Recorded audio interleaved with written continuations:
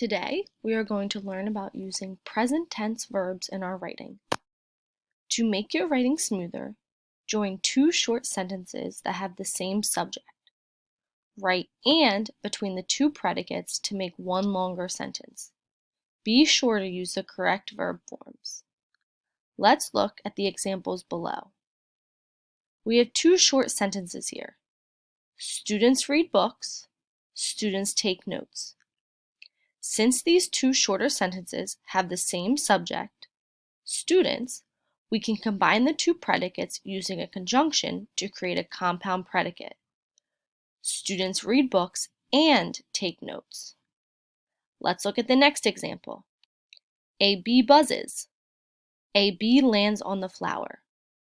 Since these two short sentences have the same subject, a bee, we can combine the two predicates using a conjunction to create a compound predicate.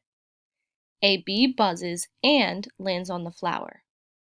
The new sentences with joined predicates sound much smoother.